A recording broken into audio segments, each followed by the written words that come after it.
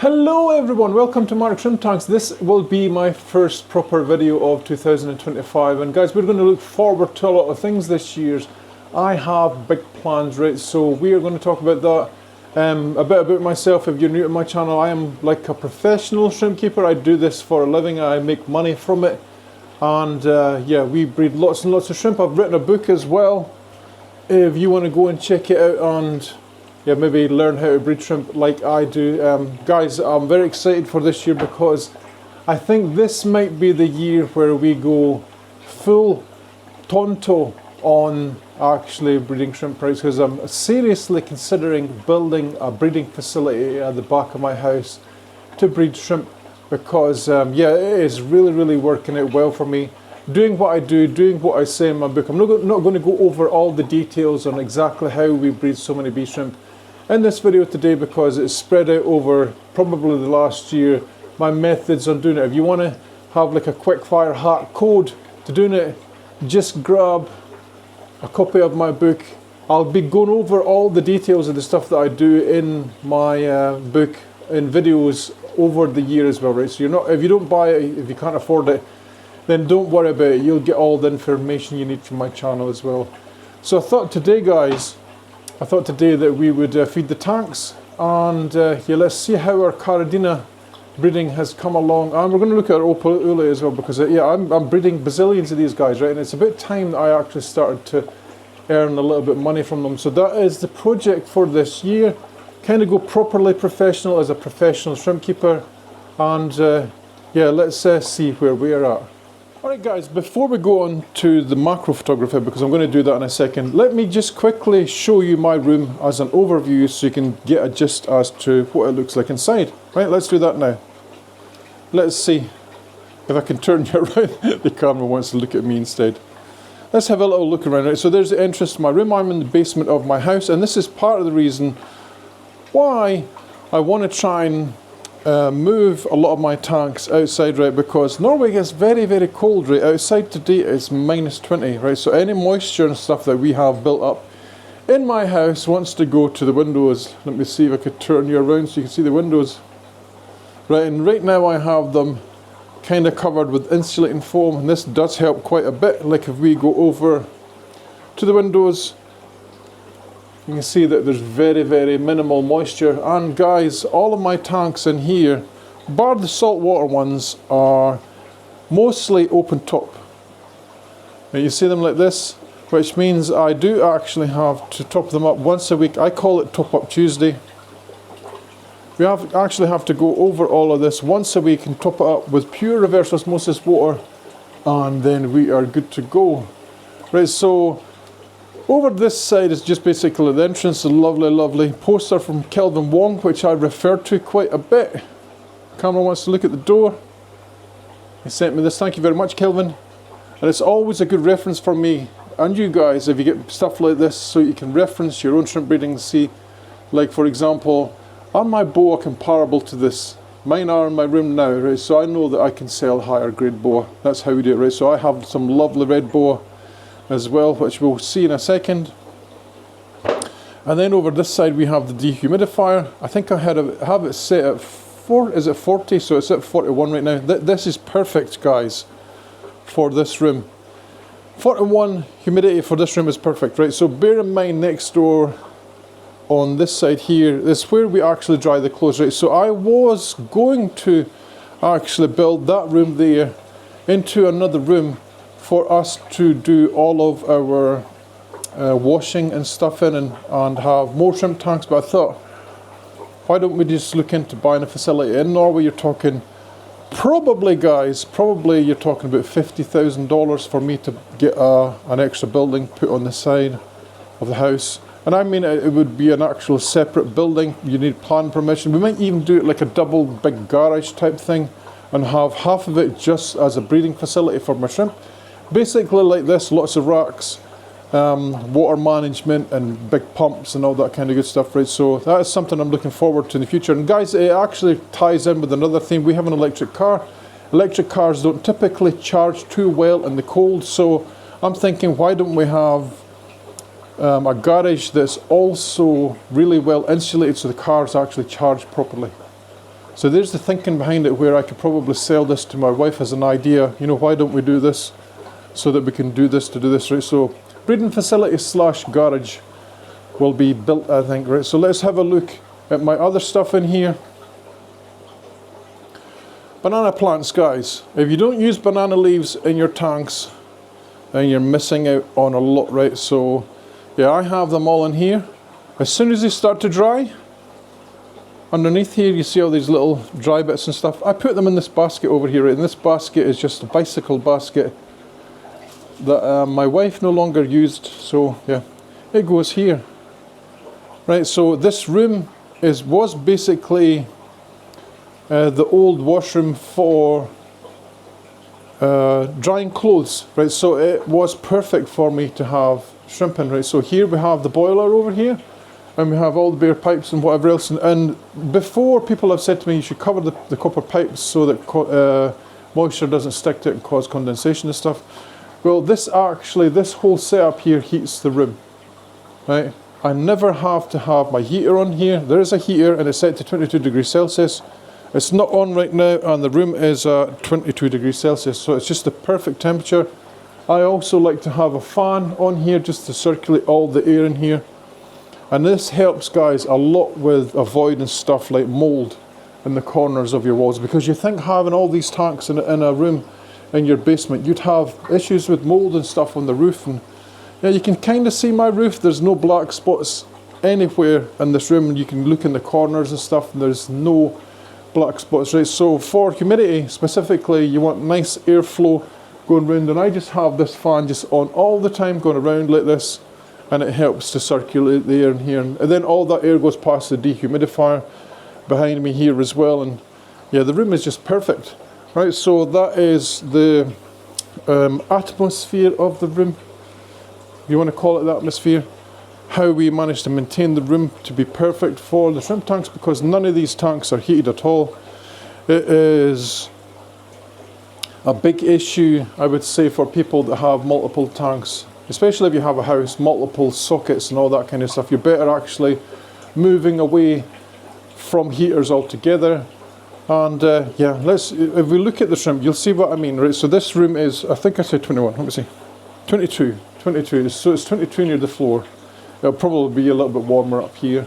Let's have a look at the tanks. I'm going to stick you guys up on here, and I'm going to grab the macro camera, because that is a mistake I've noticed I've been doing in my recent videos, and that is, I'm showing you the shrimp with this camera here, and it is definitely not the best for close-up stuff. So we may as well do a little bit of editing here, and we'll edit the macro camera stuff into it while I'm talking like this, right? So let's get you up here. Like this. This is a nice overview of my room, like this. And yeah, let's grab the macro camera. Hopefully, guys, I've actually charged this bloody thing, because I'm the world's worst for actually forgetting to do stuff on camera. And so let's power this little bugger on. This is the Olympus Stylus TG4, right, that you probably can buy second-hand somewhere. I have actually bought the newer versions of this one, and it's not as good for macro photography. So guys, if you're interested in cameras and stuff, try and get yourself an Olympus TG4. Because it has a dedicated macro lens on it, right? So let's start with, let's go over here, because most of you will want to see my bee shrimp. I'm pretty well known for being a bee shrimp breeder, so let's have a look at them first, and then we'll move on to the Opaula and stuff. I actually do think, guys, that in the future we'll probably phase out the Neocaridina tanks, because yeah, I just don't feel it the same. It's like I've built these tanks, my Neocaridina tanks, just for viewers, when it's not really the path I want to go. I want to be well known as a world famous, the legend, Mark Shrimp Tanks bee shrimp keeper, right? So that is the direction I think I'm going to go with my channel as well, just a heads up for the future, right? So let's get this on over here. Let me just check, make sure that this is actually all charged and set up. Like, where are we going to start, guys? Where are we going to start, right? So it's important that I tell you as well that when you look at tanks, remember in my room that I breed shrimp, right? So what that means is the tanks will either have lots of baby shrimp, or there will be tanks where the breeder tanks where I remove the baby shrimp and they're put into larger breed out tanks, right? So typically all of my tanks will be roughly about 40 to 50 litres. This will be the breeder tanks, and then the grow out tanks will be about 100 litres plus, right? So it's something that you have to get used to when you start to breed a lot of shrimp, is that you need to move shrimp around. You need to move baby shrimp out of the breeder tanks and into the grow out tanks for them to grow, and for your breeders to actually start producing more, right? And it's a tenfold process in that when you start to selectively breed stuff from your grow out tank, you're able to take the best and then put it back into your breeders, right? So I think there's maybe 3 of my tanks in here that are startup tanks. Let's see, off the top of my head, maybe 2 actually. We have wine reds and pandas, where they're in the process of just becoming part of the tank, starting to breed. And I'm not really sure how to say this, but what I mean by that, guys, is like when you start up a tank, you have a set amount of shrimp that you put in. It's not instant. The tank isn't just super full of shrimp, right? So you need those shrimp that you put in to grow a little bit. You need them to mature, have sex, and then have babies, right? So you'll see in my tanks here, they're at that stage where they're just become mature. You'll be able to see buried shrimp and stuff, and then the next stage after that is them breeding, multiplying and stuff. So we have a few tanks like that in here. But yeah, let me stop rambling. Jesus, Mark. Is this what it's going to be like in 2025 when Mark does his videos nowadays? He's just going to rabble and rabble and rabble. I bet you most of you have already left already. Like, guys, no wonder the batteries are nearly dead on this thing, right? So let's go over to my red boa tank. Let's do red boas first. These guys are so nice, guys. I'm not kidding. They're so nice. I got them from my friend Raymond Swart, or as YouTube likes to call him, Norman Black, right? So I've been selectively breeding the hell out of these shrimp. And yeah, they're just getting better and better and better. And what I mean by that, guys, is see when you see all these little ones, when they get to a certain size, you actually have to remove them and put them into a bigger tank. So that is what you're seeing here. Right, so yeah, I've been selectively breeding these for a good 6 months, and I actually have a really, really nice starting troop of shrimp now in here. There's probably about 8 shrimp in here from red boa that are really, really nice. Really, really nice. So if I was selling these, you're talking about shrimp that are my God, my voice. You're talking about shrimp that are up in the probably €1,000 range, something like that, because these are really, really nice boa. Red boa, gorgeous. Thank you, Raymond, for these. Thank you for the starter culture. And yeah, you can see here, there's a lot of nice Galaxy fish bones here. Some of them are kind of going into boas, but you can see by the head patterns that they're not the greatest. So yeah, this is where I've been putting my nice, really nice fish bones. And you can see on the base here, this tank has only been set up for what, 2 months or something like that, and yeah, they've already had the first batch of young. You can just see the little totty teeter things on the gravel substrate at the back, and yeah, that is this tank. Alright, let's go on to our wine reds here, because yeah, these are new shrimp in my room. They are not the greatest, but they do give us a little bit of a starting point, right? So what I mean by that is, I think I ordered 10 of these, and there's basically like 3 of them that are of great standard, and the rest are what I would consider culls. But you can see there's a nice big buried girl there, and there's also another. Is that a girl? I can't quite make it with my glasses on. Yeah, but this one is it's going to be fine. This tank is very, very new. It was only set up last month, but you can see very, very minimal plants, leaves, soil. Got UGF at the back, sponge filter, and that is it. And you can see how active these guys are. They are fine, right? So let's go on to the boa tank next to it. These are my blue boa, and yeah, they are having lots of sex basically. So yeah, if we can get this camera to focus, we might be able to see some buried girls here. And this is the starting point for this tank, where we will start to see lovely, lovely young. Right, so you can see here, looking at these shrimp, that some of the males are just absolutely gorgeous, and quite a few of the girls are buried as well, right? So it's just a little patience being required here to actually get these guys going, right? So again, same moss sponges. This one actually happens to have a bigger UGF filter at the back. The soil is AD Amazonia, and I'm actually transitioning to Tropica Master soil as well. Right? So this is a breeder tank for our blue bolts.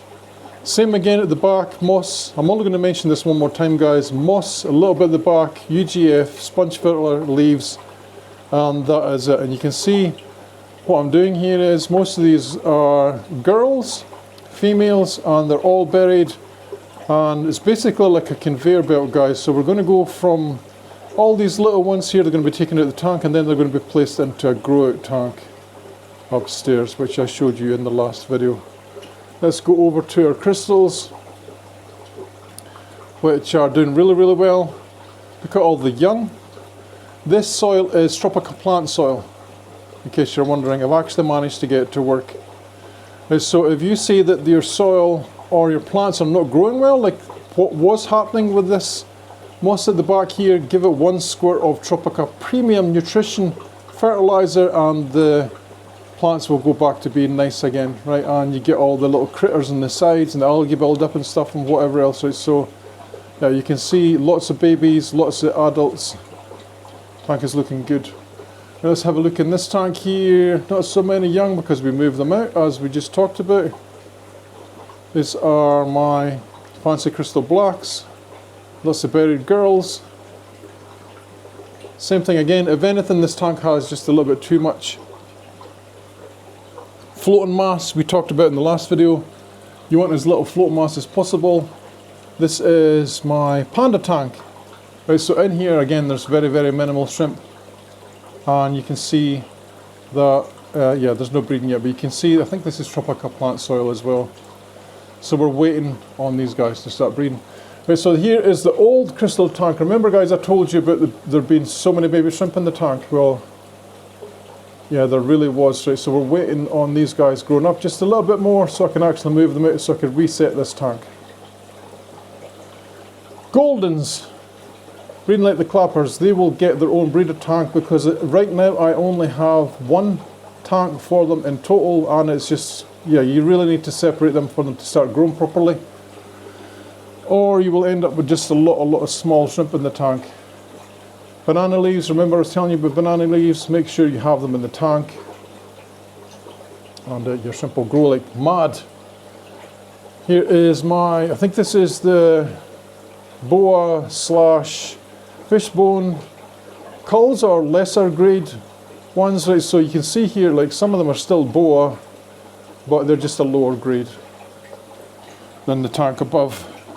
Right, and I actually moved all of the young out of this yesterday. You can see some of them still left to the back there on the leaf. But this is something that you have to do, guys. You have to keep on moving your shrimp out of the tank so that the adults can breed more, and you end up with more young to select from, and you continuously upgrade your shrimp. Here is, I think this is just cull tank for me. You can see a lot of these shrimp look messy. These are probably very, very good starter shrimp for people. That one there is probably a decent looking boa. That shrimp there should probably be in the next tank. But these guys have babies too. You can see at the back there in the leaf there's babies. And yeah, you just have to watch them. You do still get some nice shrimp from them. And these are kind of a great starter shrimp for people that are just getting into keeping softwater bee shrimp. Let's have a look at the super crystal reds. Super crystal Santa grade reds. There's one super crystal red right there in the middle, the little white patch in the back, but most of these are Santa grade. And I had to do a lot of culling, guys, to get them to be like this. Otherwise, they look just like bog standard super crystal reds. Let's go down. These are my fancy red tigers here.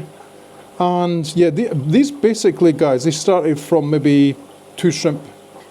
And I've managed to get them to this stage. And again, we have to do lots and lots of culling because most of the shrimp that come out of these guys are crystals. You see?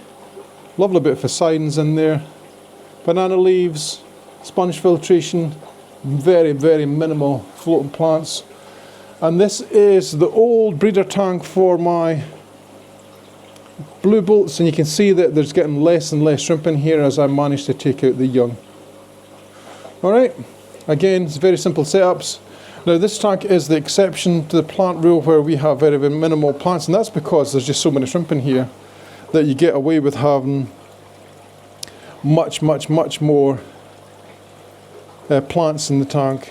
Right, so this is my cull tank. So all the shrimp that are rejected from the breeder tanks or the grow out tank come in here. Right, and it's not to say that they're lesser shrimp or anything like that. It is just where they go so they can have a lovely life. And you can see God, there's just so many of them in here. Yeah, I take my culling seriously nowadays. And yeah, you're better having a tank like this where it's at least 100 litres, 150 litres. And yeah, give them space to grow. They actually do breed in here as well. So yeah, that is awesome. I'm actually not even sure I put food in here. This tank, this is an Opoula tank. This is my original one. And yeah, they're having a lot of baby stills, right? So I like to keep 2 Opoula tanks because yeah, if one ever crashes, I have a backup. And you can see all the babies here. So I will be selling Opoula next year because they breed so well for me now. Yeah, I'm not even sure I put food in this tank, I don't think. Let's have a look at the top one because yeah, it was the newer one that we put in here for this year. I've been in my house probably just over a year, and they're doing really, really well. They're at that point now where I should actually be thinking about selling them because there's so many of them. Guys, let me know in the comment section below, what do you think is a fair price for an Opoula? I would say maybe $3 to $5 each or something like that. $3, $5. Let me know in the comment section below. Right. Again, tank is, I was going to say very minimalistic, but this one is different from the rest just because it's a saltwater brackish tank. And that is, I want lots of algae, and you can see that is the goal that we've achieved. Loads and loads of algae. So this was to simulate a rock pool environment. Camera won't really focus that well, this one because it's a macro camera, me looking at the back. But the walls are all green, we have a little bit of wood there, as you can see. And yeah, the tank is just awesome. I've actually added some LED lights to this as well, just to get this effect of shimmering and all that rubbish, because I like the way that looks. There's one single sponge filter middle here, and I actually have it on a little bit, guys, because yeah, the tank looks much better when it's clearer than it does when it's just a bit of a stagnant pool. Alright, so let's look at the last tank over here, and this is my shadow pandas. I'm going to call them shadow pandas, and it does look a little bit dull, but you can see there's some lovely shadow pandas here, and I can see they've had babies again. This tank isn't as prolific as they once were, which probably means something is wrong with the tank, right? So by that I mean it's fairly easy to see what it is that's wrong with the tank, and that is it just has too much plants. Too much plants, not really enough biofilm to support thriving colonies of young baby shrimp. But yeah, that is what it is. I can see that there's quite a few, so they must have had a batch recently. Here, there's more there, you see them? But it's not jam-packed full of shrimp like the other tanks, so yeah, this is something that I'll have to change. Alright guys, thank you for watching. That is the state of play as 2025, the first, or what date is it now? It's the 3rd of January, something like that already. 2025, and guys, if you're interested in learning how to breed all these ones, I know I've shown it before, but please do consider buying a copy of my book. There is links in the description. There's an ebook version, and there is a hard copy version or paperback version like this in the description. You can buy them on Amazon. And guys, these books are very simple to read. I've deliberately made them this way so that anyone can look at this and learn how to breed Caridina. Alright, see you in the next one, guys. Love you all.